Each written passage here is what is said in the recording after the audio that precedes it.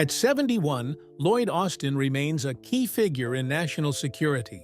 But what's even more intriguing is his remarkable rise to the helm of the U.S. military, becoming the first African-American Secretary of Defense. His journey from a dedicated Army officer to one of the most powerful figures in the Pentagon is a story of resilience, leadership, and historic achievements. Outside his career, Austin enjoys a private life with his wife, Charlene Austin, a strong advocate for military families. But what about his personal lifestyle? Where does he live? What cars does he drive? And how much is he worth in 2025? Austin's wealth reflects decades of military service and government leadership. In this video, we'll explore his incredible rise through the ranks, the assets he has amassed over the years, his real estate holdings, and his financial standing, offering a glimpse into the lifestyle of one of America's top defense leaders. Austin's early life and remarkable military career. Lloyd James Austin was born on August 8, 1953, in Mobile, Alabama, and grew up in Thomasville, Georgia. He attended the United States Military Academy at West Point, earning a Bachelor of Science degree in 1975. While at West Point, he excelled in academics and athletics, particularly in rugby and track. He later pursued higher education, obtaining a Master of Arts in Counselor Education from Auburn University in 1986 and a Master of Business Administration from Webster University in 1989. His military education included advanced courses such as the Infantry Officer Basic and Advanced courses, the Army Command and General Staff College, and the Army War College. Commissioned as a second lieutenant in the infantry, Austin completed airborne and ranger training before joining the 3rd Infantry Division in Germany. He served in various leadership roles, including rifle platoon leader and company executive officer. Later, he was assigned to the 82nd Airborne Division at Fort Bragg, where he commanded a company and held staff positions.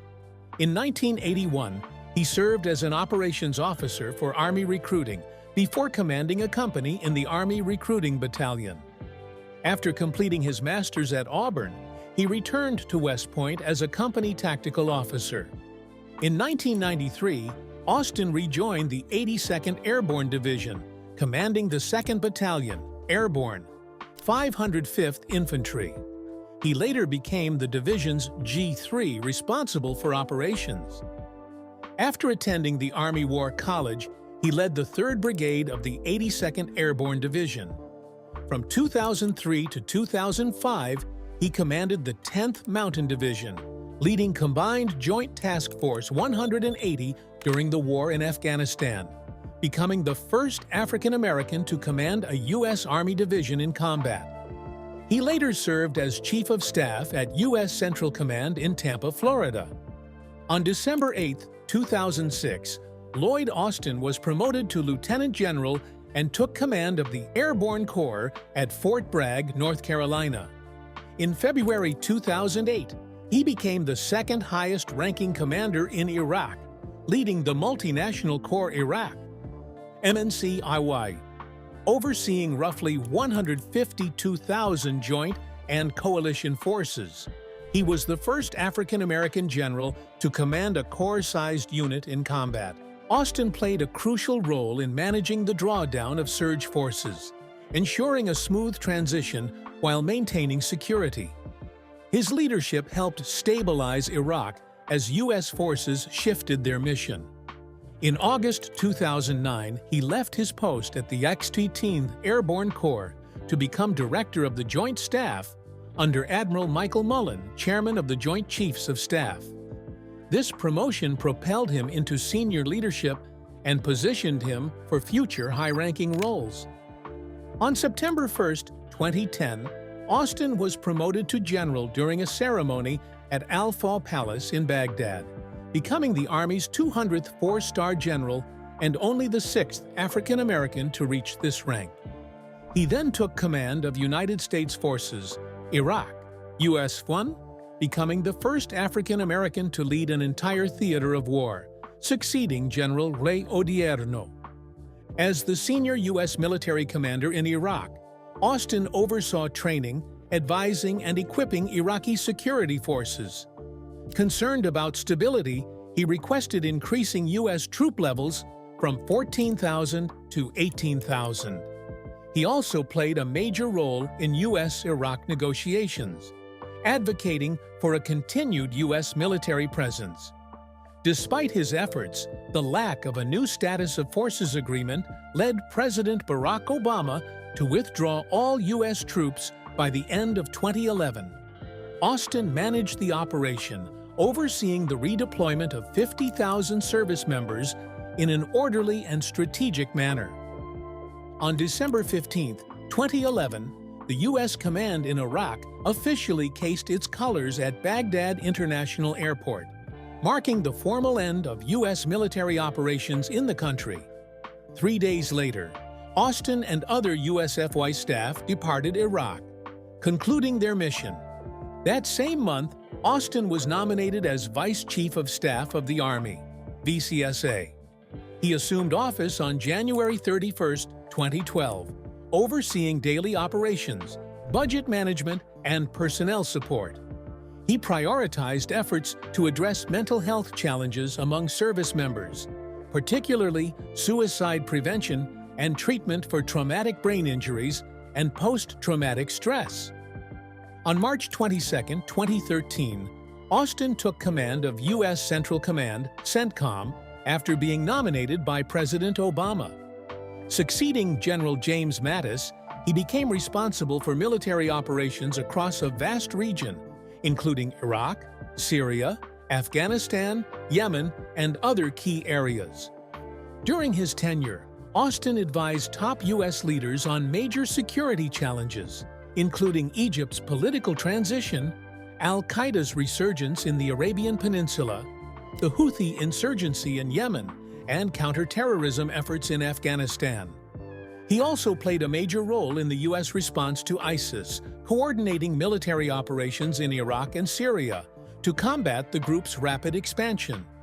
Austin retired from the military on April 5, 2016, with a ceremony at Joint Base Meier-Henderson Hall. In his farewell, he expressed deep pride in the service members he had led throughout his career, becoming the first African-American Secretary of Defense. On December 7, 2020, reports surfaced that President-elect Joe Biden planned to nominate Lloyd Austin as Secretary of Defense. Biden had grown to trust Austin during his tenure as CENTCOM commander in the Obama administration. Like former Defense Secretary James Mattis, Austin required a congressional waiver to bypass the 7-year waiting period for retired military officers before assuming the role. His nomination raised concerns in Congress about civil-military relations, but he received strong endorsements from figures like former Defense Secretary Robert Gates and former Secretary of State Colin Powell. The Senate Armed Services Committee held Austin's confirmation hearing on January 19, 2021. 2 days later, Congress granted the required waiver with a 326-78 vote in the House and a 69-27 vote in the Senate. The Senate confirmed him in a 93-2 vote on January 22, with only Republican Senators Josh Hawley and Mike Lee opposing. That same day, Austin was sworn in, becoming the first African-American Secretary of Defense. As Secretary of Defense, Lloyd Austin prioritized tackling the COVID-19 pandemic within the Department of Defense. He strongly urged service members to get vaccinated, especially after reports showed that nearly 1/3 of active duty personnel had declined the vaccine. To set an example, Austin took the vaccine himself, emphasizing its importance in protecting troops, particularly those stationed overseas. Beyond pandemic response, Austin focused on strengthening U.S. security partnerships, particularly in the Middle East. He worked with allies on integrated air and missile defense, maritime security, intelligence sharing, and early warning systems. Lloyd Austin's visits to Africa, Israel, and Ukraine were part of a broader strategy to reinforce U.S. alliances and address global security concerns. His tour of Africa included Djibouti, Kenya, and Angola, emphasizing regional security and counterterrorism efforts. In Djibouti, he highlighted the importance of Camp Lemonnier, a key U.S. base for counterterrorism operations, and met with Somali President Hassan Mohamud to discuss efforts against al-Shabaab. In Kenya, he signed a 5-year security agreement to combat terrorism and pledged $100 million to support Kenya's security deployments, including a peacekeeping mission to Haiti.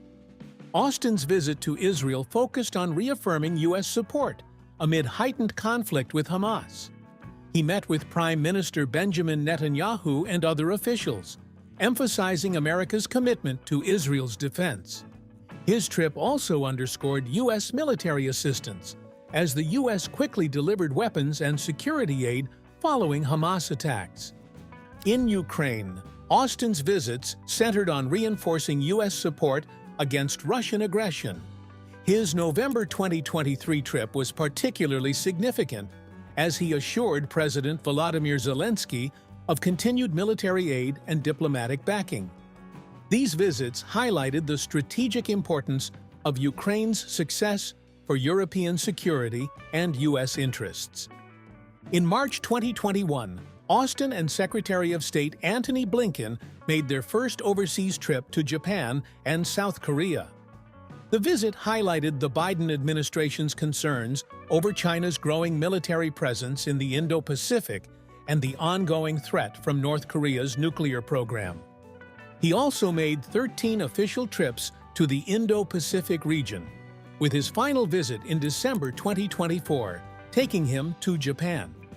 His November 2024 tour included stops in Australia, the Philippines, Laos, and Fiji, where he attended high-level defense meetings and engaged with regional leaders. Lloyd Austin's tenure as the 28th Secretary of Defense concluded with a farewell ceremony on January 17, 2025, at Joint Base Meier-Henderson Hall in Virginia. The event honored his 41-year military career and his role as the nation's first Black Defense Secretary. Austin's leadership spanned major military crises, including the withdrawal from Afghanistan, the conflict in Ukraine, and naval operations in the Red Sea following Hamas's attack on Israel. His tenure was also shaped by the COVID-19 pandemic and personal health challenges, including a battle with cancer, that raised transparency concerns within the Department of Defense. During the ceremony, Austin received a Distinguished Service Medal for his strategic leadership and commitment to U.S. security. High-ranking military officials, including Chairman of the Joint Chiefs of Staff, General Charles Q. Brown Jr., attended the event. Austin, a decorated 4-star general, was recognized for his service, including his Silver Star for bravery during the 2003 Iraq invasion. In his farewell speech, Austin praised the U.S. military as the most lethal fighting force on Earth and reflected on the challenges and achievements of his tenure. His leadership in coordinating a coalition of over 50 nations to support Ukraine was seen as a defining accomplishment. Austin also prioritized diversity and inclusion within the military, addressing extremism in the ranks and managing the challenges of the COVID-19 pandemic. Despite controversies, his tenure left a legacy of strategic leadership and strengthened U.S. military capabilities worldwide. The opulent residence of Lloyd Austin. Lloyd Austin's transition from public service to retirement reflects both his dedication and his appreciation for refined living. After decades in the military, the retired 4-star general has settled into a stunning estate in the upscale suburb of Great Falls, Virginia. Austin and his wife purchased the property in April 2018 for $2.6 million. Built in 2013, the 700-square-foot home sits on a serene 1-acre plot, offering privacy within the bustling Washington, D.C. metropolitan area. The estate, designed in a classic colonial style, exudes both elegance and timeless charm. Upon entry, visitors are welcomed by a dramatic foyer with hardwood flooring and a grand staircase. The interior features expansive living spaces, a conservatory/music room, a formal dining room, a gourmet kitchen, a sunroom, and a powder room.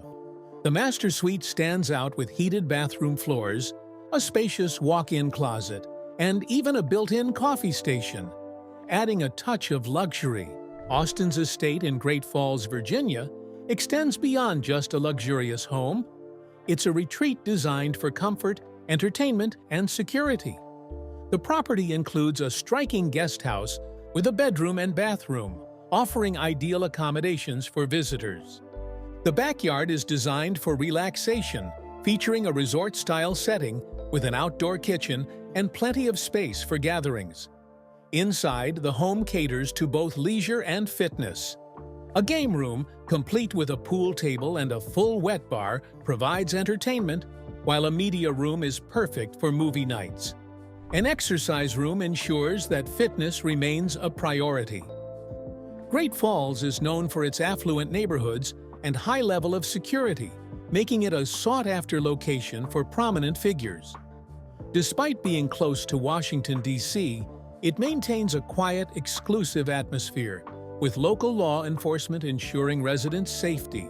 Lloyd Austin's home is a reflection of his successful career, offering both luxury and tranquility in a prestigious setting. An incredible net worth. Lloyd Austin's impact on national security is undeniable, but his career has also led to considerable financial success.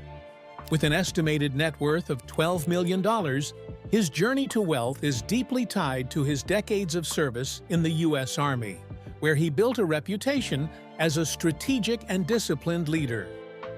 Born in 1953, Austin joined the military in 1975 and quickly climbed the ranks. His leadership skills earned him key command roles, including leading the 101st Airborne Division and later serving as the director of the Joint Staff. During his time in the military, Lloyd Austin's earnings came primarily from his salary, housing allowances, and other benefits tied to his rank. However, compared to private sector executives with similar levels of responsibility, military pay remains relatively modest. While his compensation provided financial stability, it was his post-military career that significantly boosted his wealth. After retiring in 2016, Austin leveraged his leadership experience and deep connections in defense and government. He transitioned into the private sector, securing lucrative roles in corporate boards and consulting, which played a crucial role in expanding his financial portfolio. Lloyd Austin's transition from military service to the corporate world was seamless, as his expertise in defense and national security made him a valuable asset to several high-profile companies. In 2017, he joined the board of Raytheon Technologies, one of the world's leading defense contractors. His deep understanding of military operations and global security played a key role in shaping the company's strategic direction. Lloyd Austin's connection with Raytheon Technologies began soon after his retirement from the U.S. Army in 2016. That year, he joined the board of United Technologies Corporation, UTC, a major player in aerospace and defense. At the time, UTC's Pratt & Whitney division was heavily involved in manufacturing military aircraft engines, including those used in the F-35 fighter jet. In April 2020, UTC merged with Raytheon Company, forming Raytheon Technologies, one of the world's largest defense contractors. As a result, Austin transitioned onto the board of the newly established company. His extensive military background made him a key figure in shaping its strategic direction. With experience leading U.S. Central Command and overseeing military operations in the Middle East and Central Asia, Austin provided valuable insights into defense systems used in those regions. His role involved advising on company operations, contributing to strategic decisions, and helping guide the development of advanced defense technologies. Austin's position on the board of Raytheon Technologies came with significant financial benefits. In 2016, he earned $380,000 from his role at United Technologies Corporation, which later merged with Raytheon. His earnings remained substantial in the following years, totaling $338,000 in 2017, $336,000 in 2018, and $351,000 in 2019. Over 5 years, he earned $643,000 in cash and received equity awards worth an estimated $1.1 million. When he divested his shares upon becoming Secretary of Defense, he received a $1.7 million payout. Beyond Raytheon, Austin also took on a director role at Boeing, where his insights into defense and aerospace industries became instrumental in guiding the company's long-term vision. His influence extended further through his involvement with the Aerospace Industries Association, AIA, a trade organization representing top aerospace and defense firms. Through AIA, Austin actively contributed to shaping policies that impact the industry's future, reinforcing his position as a key figure in both the public and private defense sectors. Austin expanded his financial portfolio beyond the defense sector, securing lucrative roles in healthcare, consulting, private equity, and real estate. In May 2018, he joined Tenet Healthcare as a director, earning $350,000 in cash over 3 years. His stock awards, which gained significant value during the pandemic, were estimated at $1.5 million. He also served on Booz Allen Hamilton's National Security Advisory Board, earning at least $200,000 in fees while holding stock valued at $250,000. His involvement with Pine Island Capital Partners, a private equity firm, placed him alongside notable figures like Antony Blinken. He held Series A1, preferred units in Pine Island, Sponsor LLC, and profit interests in Series P common units. Austin also invested in real estate, owning multiple properties, including a rental in Fayetteville, North Carolina, which generated capital gains between $50,001 and $100,000. Additionally, his stock market portfolio included investments in mutual funds such as the USAA Tax-Exempt Long-Term Fund and the USAA Tax-Exempt Money Market Fund, further diversifying his financial assets. Marriage and family. Lloyd Austin has been married to Charlene Austin for 4 decades. The couple met while attending Auburn University, where they both earned their degrees. Charlene has dedicated much of her life to supporting military families through advocacy and leadership roles. She serves as a national advisor for the Military Child Education Coalition and is a board member of the Military Family Research Institute at Purdue University. From 2009 to 2016, she also provided volunteer consulting to various nonprofit organizations. Additionally, she holds positions on the Board of Governance for United Way Suncoast in Tampa, Florida, and the Advisory Committee for its Mission United project. Her contributions to public service earned her the Secretary of the Army Public Service Award in 2013. Lloyd Austin has praised her dedication to military families. Together, they have 2 stepchildren, Reginald Hill and Christopher Hill, from Charlene's previous marriage. Austin's philanthropic work, a legacy of giving back. Austin's involvement with philanthropic organizations extends beyond his business ventures, reflecting his commitment to public service. In 2016, he joined the Board of Trustees for the Carnegie Corporation of New York, a foundation dedicated to education, democracy, and global security. His role in the organization supported efforts to improve education systems in the U.S. and Africa, aligning with his interest in leadership development.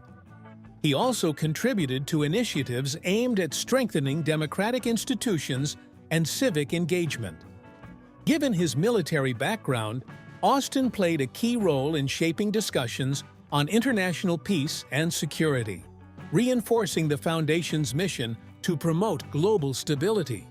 Lloyd and his wife, Charlene, have dedicated themselves to philanthropy, particularly within the military community. Charlene has been a strong advocate for military families for nearly 4 decades, working with organizations that focus on their well-being. She has served on advisory boards for groups like the Purdue Military Family Research Institute and the Military Child Education Coalition, ensuring that service members and their families receive the support they need.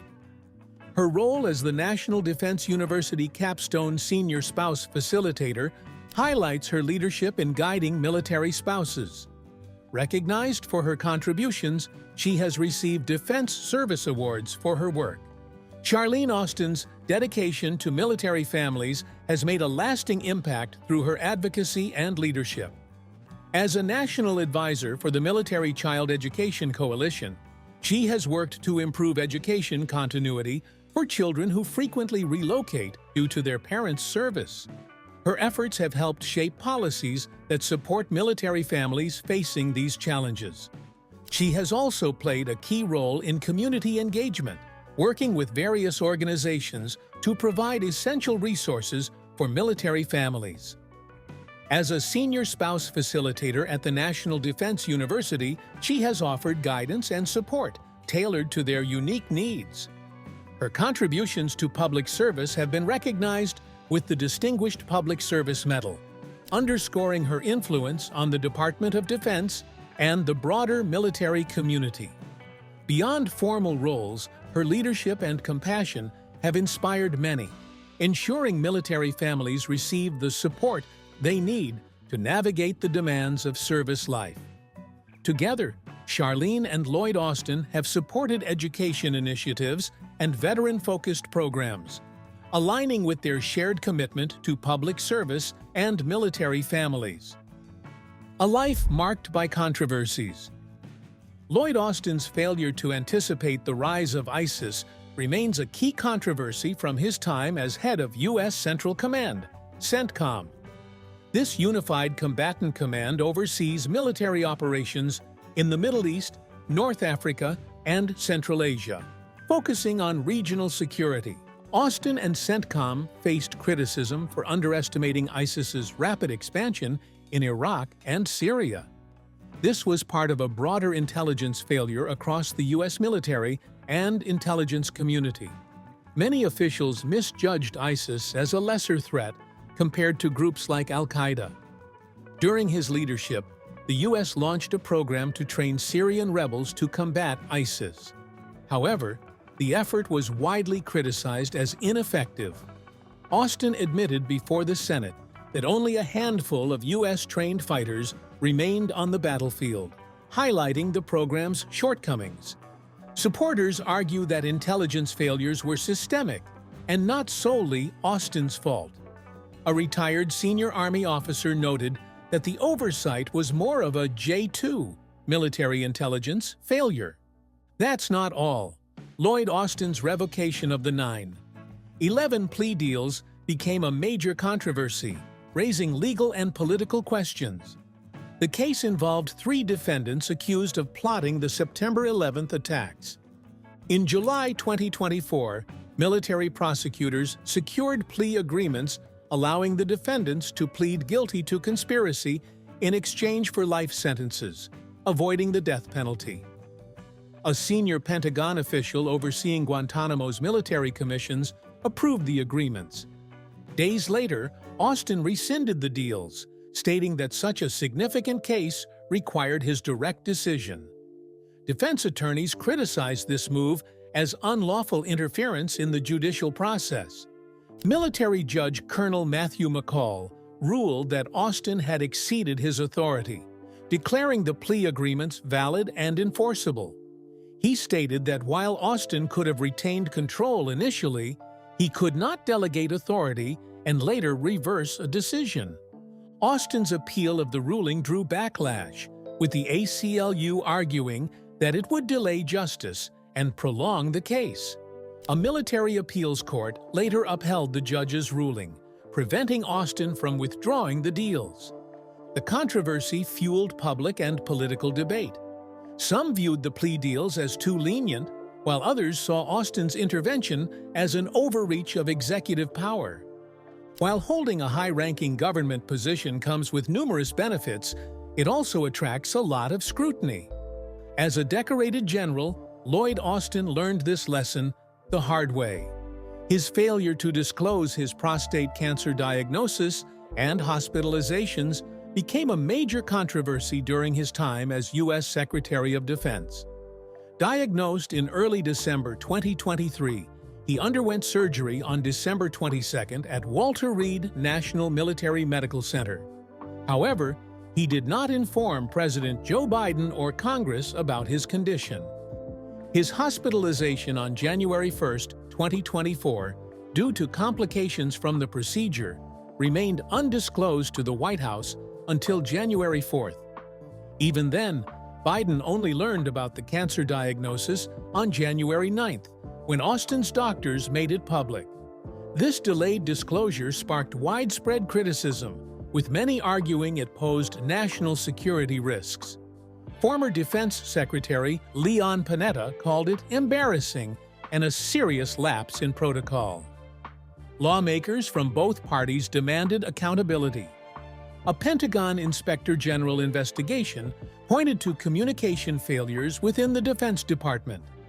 In response, Austin apologized, admitting he should have informed the president and the public sooner. The controversy led the White House to establish new guidelines requiring cabinet members to disclose health issues that might impact their duties.